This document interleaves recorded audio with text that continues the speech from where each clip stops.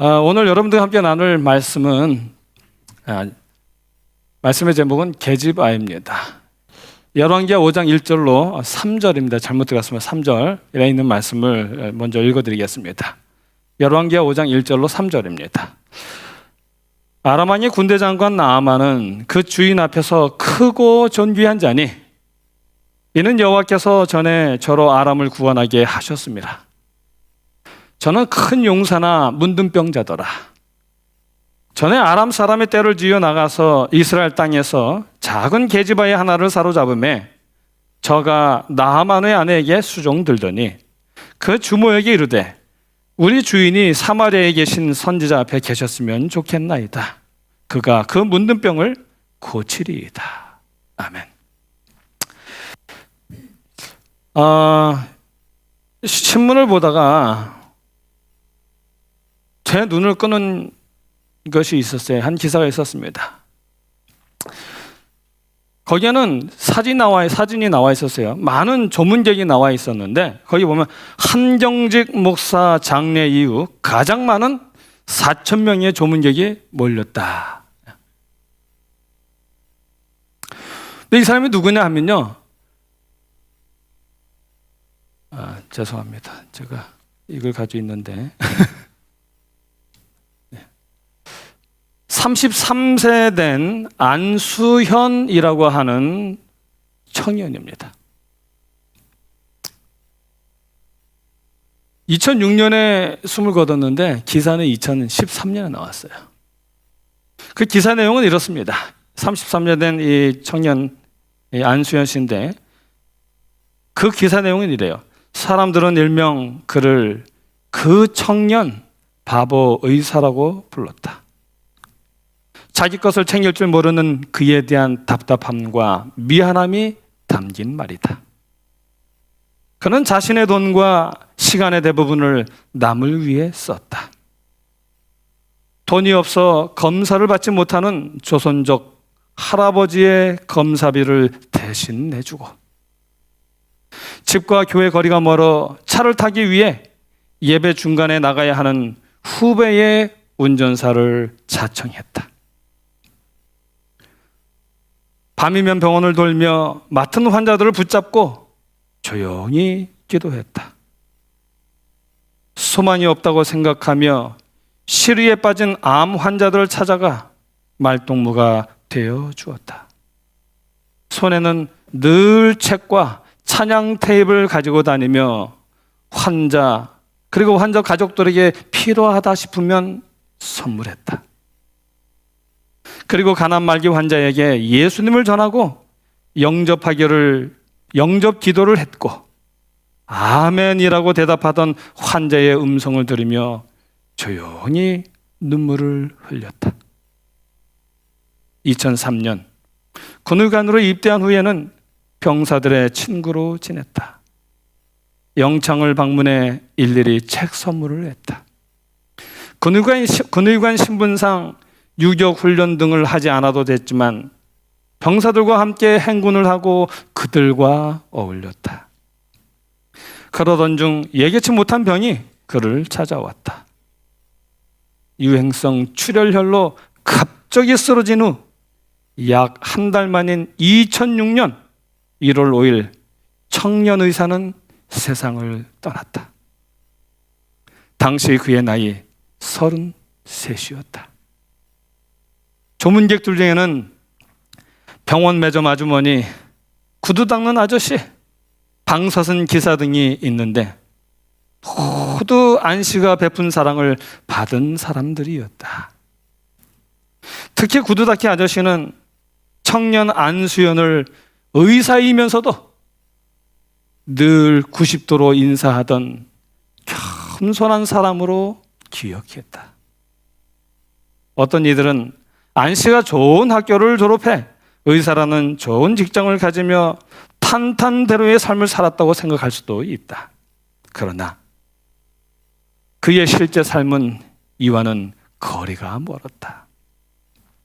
공부를 잘해서 의사가 됐지만 그는 보이는 직업으로 자신의 삶이 축복받은 인생이라고 생각하지 않았다. 철저히 봉사하는 삶을 살았고 자신이 번 돈을 남을 위해 사용했다. 그가 죽은 후 통장에는 자동차 할부금과 신용카드 대금을 제외하고 제로에 가까운 잔액이 찍혀 있었다. 이런 안수현 군을 두고 젊은이들은 가장 닮고 싶은 사람이라고 했다. 그의 홈피에 남긴 글들 중에 이정현이라는 사람은 이렇게 썼다.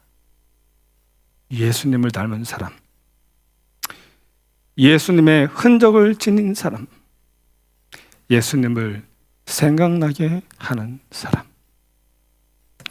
또 김선현이라는 사람은 스티그마, 성흔,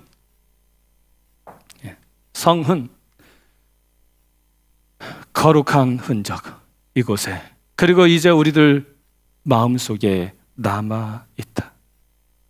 김혜영 씨는 이렇게 썼습니다. 오빠처럼 예수의 흔적을 간직하며 하루하루 살게요. 그의 홈피에 남긴 수많은 글들을 요약하면 그는 주기만 한 사람이었다. 그 청년 바보 의사는 세상을 떠났지만 사람들은 그를 잊지 못했다. 그가 죽은 지 3년이 되던 해 그를 사랑했던 사람들이 그의 이야기를 그 청년 바보 의사라는 제목으로 책을 만들었고, 또다시 4년이 지난 4년 만인 2013년 그의 두 번째 책, 그 청년 바보 의사, 그가 사랑한 것들이라고 하는 제목으로 책을 냈습니다. 그 두 번째 책, 바보 의사, 그 청년이 그가 사랑한 것들이라는 그 책에 보면은 이런 내용이 있어요. 1등보다 중요했던 신앙생활. 똑똑한 편이었지만 1등에는 관심이 없었던 청년. 그리고 공부보다는 늘 신앙이 우선이었다. 재수할 때에도, 의대에 진학해 시험을 앞둔 전날에도 예배를 빠뜨린다는 생각을 해본 적이 없었다. 병원 일을 하면서도 또 예배를 가려고 동료들과 시간을 바꿔가며 야간 당직을 서기 일수였다. 참 감동적입니다. 33, 어쩌면 예수님의 돌아가신 나이와 딱 같습니까? 그 짧은 33년의 인생을 살면서 그렇게 예수님의 흔적을 남기려고, 예수님들에게 예수님을 나타내려고 살아갔던 그 청년 바보 의사는 참으로 아름다운 사람입니다. 바보 의사 안수현이 그렇게 빛날 수 있는, 그의 삶이 빛날 수 있는 이유는요, 1등의 삶을 살 수 있지만, 그러나 도리어 외롭고 지친 사람들을 위해서 그 삶을 불태웠기 때문에 그의 삶이 아름다울 수 있는 것입니다. 존경받기보다는 구두 수선공예에 대해 90도로 머리 숙여 인사하는 겸손한 삶을 살았기 때문에 참으로 아름다울 수 있는 것입니다. 그가 그저 이름 없이 그 삶을 마감한 듯 했지만 주변의 수많은 이들이 그를 기억했고요. 그래서 그 청년 바보 의사 안수현을 기념해서 주변의 사람들이 책을 내었고, 그리고 예수님의 흔적을 지닌 사람이라고요. 또 예수님을 생각나게 하는 사람이라며 그 청년 바보 의사, 그가 사랑한 것들이라고 하면서 무엇을 소중히 여기며 살았는지에 대해서 책을 그들이 썼던 것입니다. 1등의 삶, 주연의 삶이 아닌 2등의 삶, 남을 빛나도록 하는, 희생하는 그런 삶은 이처럼 위대한 삶이고 아름다운 삶입니다. 그래서 하나님의 사랑을 나누는 삶은 아름답습니다. 그래서 그 삶은 죽음 후에도 그리스도의 향기로 여전히 사람들에게 남아 있습니다. 오늘 우리가 살피는 나만 장군을 엘리사에게 소개한 그 작은 계집 아이. 이름 없이 빚도 없이 살았지만 그 아이가 한 일은 아주 큰 일이었습니다. 국어사전을 제가 살펴봤어요. 계집 아이라는 말의 의미가 뭔가 했더니 이런 말이에요. 나이 어린 여자아이를 홀대해서 부르는 말, 이렇게 나와 있어요. 어떻게 부르는 말이라고요? 홀대해서 부르는 말이 되는 거예요. 그래서 그랬는지 영어 성경에 보면 영걸 이렇게 적혀 있어요. 그냥 어떤 작은 아이예요. 성경에 표현되면 작은 계집종이에요. 이름이 있었을 텐데 그냥 계집 아이라고 적었습니다. 이렇게 그는 홀대받는 인생이었지만 그 아이는 위대한 삶을 살았습니다. 안개꽃처럼 이름 없이 잠시 등장했다 사라졌지만 그 아이의 믿음, 그 아이의 일은 성경에 기록될 만큼 아름다운 삶이었습니다. 그렇다면 오늘 우리도 어떻게 아름다운 삶을 살아갈 수 있을까요? 성경에는 이 아이의 그 아름다운 삶의 두 가지를 우리에게 이야기하고 있습니다. 첫 번째는 뭐냐면 이 아이의 믿음에 대해서 이야기를 하고 있습니다. 열왕기하 5장 3절에 보면 우리 주인이 사마리아에 계신 선지자 앞에 계셨으면 좋겠나이다. 저가 그 문둥병을 고치리이다. 성경은 이야기합니다. 이 작은 아이가 하나님에 대한 믿음을 가지고 있었다고요. 자신이 믿는 하나님의 선지자 엘리사, 그 선지자를 통해서 하나님께서 이 나의 주인을 고쳐줄 수 있다고 그는 믿고 있는 것입니다. 사실 그때 당시에 엘리사 선지자가요, 이미 죽은 사람을 한번 살렸어요. 수넴 여인의 아들, 죽은 그 아들을 살렸습니다. 그런데 그 아들 살린 이야기가 엘리야와 그 제자들만 알고 있었던 것이 아니라 그 당시에 이스라엘에서 모든 사람들이 그것을 다 알고 있었던 일이었습니다. 그런데 이 아이는 그것을 알고 있었을 뿐만 아니라 그 말을 어떻게 했어요? 그 이야기를 진짜 믿었어요. 진짜 믿은 것입니다. 그렇기 때문에 그가 내 주인이 엘리사 선지자 앞에 서면 나을 수 있겠다고 이야기를 한 거예요. 모든 사람들이 그냥 아는 것으로 그쳤는데 이 아이는 아는 것이 아니라 믿었습니다. 누가복음 4장 27절에 보면 이런 말씀이 있어요. 이거 잘못 들어갔습니다. 누가복음 4장 27절에 보면 또 선지자 엘리사 때에 이스라엘에 많은 문둥이가 있으되 그 중에 한 사람도 깨끗한 물을 얻지 못하고 오직 수리아 사람 나만 뿐이니라. 오직 누구요? 수리아 사람 나만 뿐이니라. 여러분, 이 말씀은 그 당시에 죽은 자를 살렸던 엘리사의 이야기를 다 알고 있었지만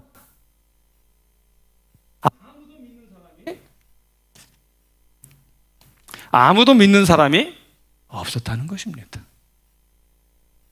그래서 이스라엘에 그렇게 많은 문둥병자들이 있었지만 그 중에 한 명도 고침을 받지 못했다는 것입니다.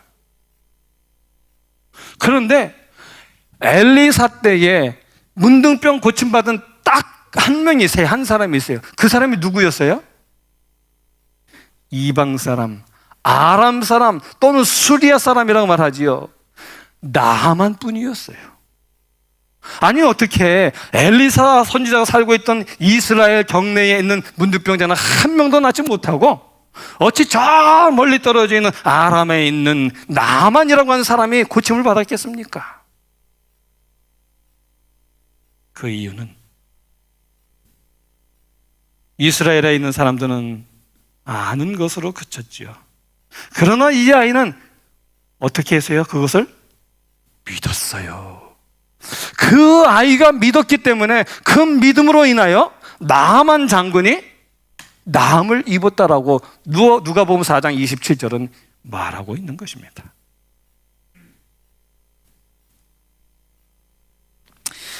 믿어야 합니다. 하나님의 말씀을 아는 것에 만족하지 말고 믿어야 해요. 믿지 못하고 많이 알게 된 성경적 지식은 나라에 하여금 더 교만하고 믿음으로부터 떠나게 만들 뿐이지 도움이 되지 않습니다.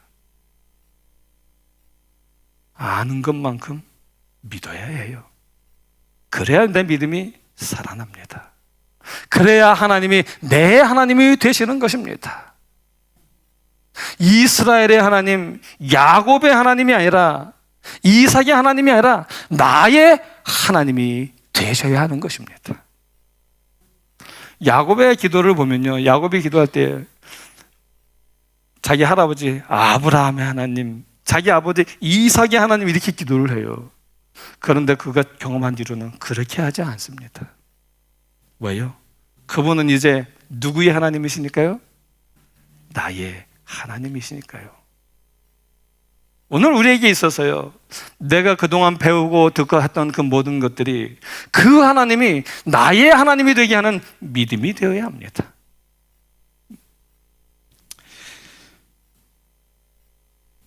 한번 보십시오. 이 아이의 말을 믿고 나아만 장군이 나아갈 때에 아람 왕이 나아만에게 한 편지를 써서 보내줍니다. 그런데 하나님 나라의 왕이 그 편지를 받자마자 어떻게 합니까? 어떻게 합니까? 그 편지를 받고는 내가 어찌 하나님이 간데 능히 사람을 고치랴 하면서 자기 옷을 막 찢는 거예요. 분명 그 하나님 나라 이스라엘의 왕도 이 여자아이가 알고 있었던 엘리사 선지자가 수넴 여인의 아들을 살린 그 이야기를 그 왕도 알고 있었어요. 그런데 이 하나님 나라의 왕이 그 편지를 받고는 지금 뭐 하고 있어요? 아니 내가 무슨 하나님이라도 된단 말이냐고 하면서 옷을 막 찢는 거예요. 이것은 무엇을 보여주는 것입니까? 하나님 나라의 왕이 뭐 하지 못했어요? 믿지 못하고 있음을 이야기하는 것입니다. 그래서 엘리사 선지자가 이렇게 말하지요. 왕이 어찌하여 옷을 찢었나이까? 왕이 어찌하여 옷을 찢었나이까? 라고 하면서 그의 믿음 없음을 견책합니다. 그리고는 그 사람을 나에게 보내라고 이야기를 하죠. 여러분, 전쟁의 포로는 물건 취급을 받습니다. 말 한마디 잘못해도 죽을 수 있어요. 작은 실언을 했을지라도 죽을 수가 있는 존재라는 거예요. 그런데 이 아이는 지금 어떻게 했습니까? 사마리아에 계신 선지자를 만나면 문둥병이 나을 것이라고 이야기하는 것입니다. 사실 이 아이는요, 자기가 가진 그 믿음대로 이야기하거나 뭔가 할 수 있는 그 믿음을 발휘할 수 있는 상황이 아니에요. 사실 신실한 믿음, 이런 신실한 믿음을 가졌는데도 불구하고 이 아이는 지금 뭐가 되었어요? 포로가 되었어요. 포로가 되어서 나아만 장군의 부인을 수종드는 종이 되었단 말이에요. 그리고 자기가 사랑하는 부모님, 형제, 자매, 그리고 모든 친구들과 생이별한 채에 외롭게 이국 땅에서 종살이를 살고 있었던 것입니다. 보통 사람이라면 어떻게 해야 정상일까요? 지금까지 믿어온 내 믿음이 아무것도 아니다, 헛되다라고 하면서 후회하는 삶을 살아야 합니다. 그리고 하나님을 원망해야 마땅하고요. 그리고 좌절감에 빠져 있는 것이 당연한 것입니다. 그러나 이 아이는 불평도 원망도 하지 않았고요. 여전히 하나님을 믿고 있었던 것입니다. 여러분, 이 아이의 믿음의 결과가 어떻게 되었습니까? 우리가 잘 아는 것처럼 나만 장군이 나음을 입었어요. 그렇죠? 그래서 이 나아만 장군이 나음을 입고는 하나님만 섬기는 사람이 되었어요. 이 사람이 엘리사 선지자에게 돌아와서 흙을 좀 달라 그랬어요. 나귀에 싣고 갈 흙을 달라 그랬어요. 왜요? 이제 앞으로 내가 제사 드릴 때는 누구에게만 드리겠다고요? 하나님께만 드리겠다고요. 그리고 내가 섬기는 내 왕이 나이가 많아서 고령이라 그 신상 앞에 가서 절하여 엎드릴 때 내가 그를 붙잡고 앉아야 되니 그걸 좀 이해해 달라고 양심의 믿음 고백을 하죠. 이 일을 통하여 그 주변에는 모든 나라의 사람들에게 하나님께서 영광을 받으셨고요. 그리고 엘리사 선지자가 정말 하나님의 선지자임을 증명하는 계기가 되었던 것입니다. 그 청년 바보이사 안수연 군이 죽은 지 7년이 지났는데도 그를 기억하고 책이 2번이나 발간되는 것은 1등보다 신앙을 첫째로 살았던, 믿음을 첫째로 두었던 그의 삶이었기 때문에 그렇습니다. 화려한 1등의 삶보다 그늘진 이들의 아픔을 위한 봉사의 삶을 살았기 때문이죠. 1등, 주인공의 권리를 누리기보다 철저히 믿음을 따라 섬기는 생애를 살았기 때문입니다. 우리도 나의 당연한 권리라든지 당연한 권리보다는 형제를 먼저 생각하고 그리고 섬기는 그 이웃을 섬기는 그런 믿음의 사람이 되면 좋겠습니다. 자기의 것을 챙길 줄 모르는 답답함과 미안함 때문에 사람들이 붙여진 그 청년 바보 의사라는 말이 오늘 우리의 별명이 되면 좋겠습니다. 그 다음에 2번째입니다. 2번째는 뭐냐 하면 절망과 실망보다는 믿음을 가지고 그 믿음을 가지고 내가 무엇을 할 수 있느냐에 초점을 맞추는 아이였다는 것입니다. 우리는 환경을 탓할 때가 너무나 많습니다. 그래서 원망하게 되고요. 원망하면 마음이 어두워지고요. 마음이 어두워지면 믿음도 약해지고요. 믿음이 약해지면 우리의 삶도 어두워집니다. 그러나 포로가 된 이 게르바에는 절망할 수밖에 없고 삶을 포기할 수밖에 없는 그런 환경 속에서도 절대로 환경을 탓하지 아니하였고요. 도리어 내가 무엇을 할 수 있느냐에 초점을 맞추며 살아가고 있었던 것입니다. 그래서 이 놀라운 일이 일어나게 된 거예요. 여러분, 우리가 잘 아는 사도 바울도 신라와 함께 감옥에 갇혔습니다. 하나님의 복음을 전하다가 감옥에 갇혔으니 절망해야죠. 하나님 원망해야죠. 믿음을 포기해야죠. 그러나 그는 어떻게 했습니까? 오히려 그 감옥 속에서 하나님께 기도하고 찬미했더니 그 감옥이 하나님이 임재하시는 거룩한 장소가 되었던 것입니다. 오늘 우리에게 필요한 믿음이 있다면 뭐냐 하면 원망의 장소가 하나님이 임재하시는 거룩한 장소가 되게 하는 믿음이 오늘 우리에게 필요한 것입니다.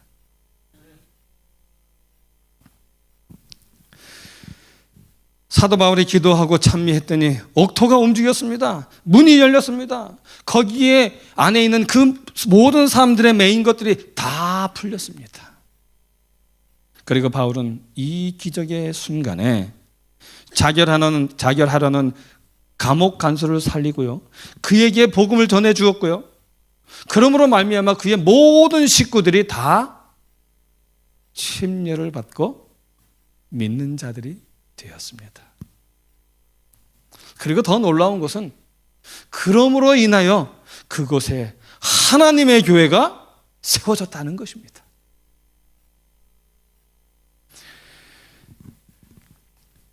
프랑스의 은행장인 헨리 듀낭이라는 사람이 있습니다. 이 사람은 당시 프랑스의 황제였던 나폴레옹을 만나고 싶은 꿈을 가지고 있었어요. 그 이유는 프랑스와의 경제 협력을 더 확대하고요, 개인적으로 나폴레옹을 만나고 싶었던 것입니다.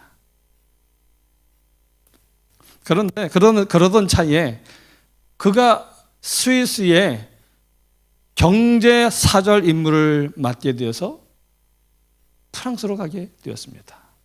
드디어 나폴레옹을 만나게 되는 것입니다. 그런데 불행하게도 그가 파리에 도착하자마자 나폴레옹이 전쟁터로 출장해서 만나지 못하게 된 것입니다. 그런데 이 사람은 포기하지 않았어요. 이 나폴레옹을 만나려고 그 전쟁터까지 쫓아갔어요. 그 전쟁터로 따라가서 보니까 치열한 전투가 벌어졌습니다. 그리고 보니까 그 전쟁 상황 속에서 피투성이가 되어 뒹굴고 있는 시체들을 보게 되었고요, 전쟁의 참혹함과 인생의 허무함을 거기서 뼈저리게 느끼게 됩니다. 그리고 전쟁 후에도 오랫동안 남아서 의사를 도와서요, 부상병을 처리하고 시체를 치우는 그런 일을 돕게 됩니다. 이 사람은 결국 나폴레옹을 만나지 못했습니다. 나폴레옹을 만나려는 그 꿈을 이루지는 못했지만 오히려 그는 평화에 대한 꿈을 꾸게 되었고요, 그리고 각고의 노력 끝에 그가 한 단체를 만드는데 그것이 바로 뭐예요? 적십자입니다.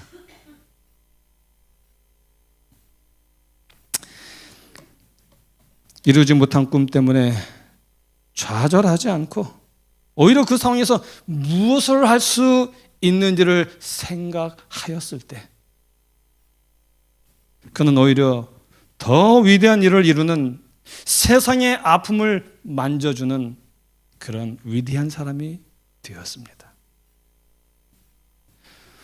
오늘 내가 전혀 원하지 않는 곳에 와 있는 분이 계시는지 모르겠습니다. 원하지 않는 장소와 환경 때문에 괴로워하고 힘들어하는 분이 계신지 모르겠습니다. 그러나 우리도 이 계집 아이처럼 나의 환경을, 나의 위치를 탓하지 말고요, 내가 무엇을, 이 믿음을 가지고 내가 무엇을 할 수 있을지를 바라보는 그런 우리 모두가 되면 좋겠습니다.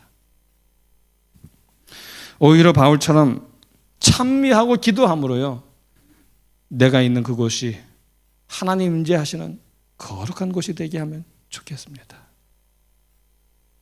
절망과 좌절이 있는 곳에 내가 그곳에서 기도함으로 말미암아 하나님이 임재하시는 희망의 장소로 바꾸는 하나님의 사람들이 되시기를 간절히 바랍니다. 오스트리아의 괴테라가 불리는 고전주의 드라마 작가 그릴 파르처라는 사람이 뭐라고 얘기했냐면요, 위대한 것을 위해 자신의 생을 희생하는 사람은 영웅이고 인생을 시시한 일에 낭비하는 사람은 바보와 같다라고 말했습니다. 내 인생을 가장 가치 있다고 여겨지는 그것을 위해서 내 삶을 희생하는 사람이 위대한 사람이라는 거예요. 그런데 별것도 아닌 일에 분주하게 살아가면서 그것 때문에 시간을 버리고 내 인생을 소비하는 사람은 바보와 같은 사람들이다라고 이야기한 것입니다. 여러분, 예수님의 제자들은요, 학문이 없는 범인이었습니다. 그러나 믿음을 위해 그 삶을 희생함으로 말미암아 그들은 여전히 우리의 마음속에 살아 있습니다. 이제 우리도 생을 낭비하지 말고요, 우리의 삶을 가장 가치 있는 그 일을 위해서 우리의 삶을 헌신하면 좋겠습니다. 다시 한번 분명히 말씀드리면 가치 있는 삶이 아니라 가치 있는 믿음을 위하여 우리의 삶을 희생하면 좋겠습니다. 그 바보 청년이라는 말이 자랑스러운 말이 된 것처럼 섬기기에 바빠서 내 것도 챙길 줄 모르는 그런 바보 같은 인생을 살면 좋겠습니다. 내 이름이 기억됨이 없을지라도 믿음의 확신을 가지고 무엇을 해야 할지를 고민하는 믿음의 사람이 되면 좋겠습니다. 그래서 나로 인해서 내 옆에 사람이 빛나고 하나님이 영광 받으시고, 그리고 내가 사랑하는, 내가 섬기는 이 교회가 하나님의 영광으로 가득 차고 하나님의 영혼을 구원하는 아름다운 그런 귀한 교회가 되면 좋겠습니다. 이제 말씀을 마치며 올 한 해 그렇게 묵묵히 조용히 나를 손해보면서 섬겨주신 우리 모든 교우님들 진심으로 머리 숙여 감사를 드립니다. 여러분들 덕분에 우리 교회가 그래도 그나마 이렇게 아름답게 잘 한 해 꾸려왔습니다. 2024년 우리 사랑하는 모든 성도님들 조금만 더 용기 내어주시고 조금만 더 우리 함께 손에 손을 잡고 섬기고 희생하는 아름다운 생일을 살아서 정말 우리 교회가 하나님 보시기에, 그리고 주변에 있는 사람들이 보기에 정말 행복하고 아름다운 귀한 교회가 되기를 간절히 소원하면서 오늘의 말씀을 줄이겠습니다.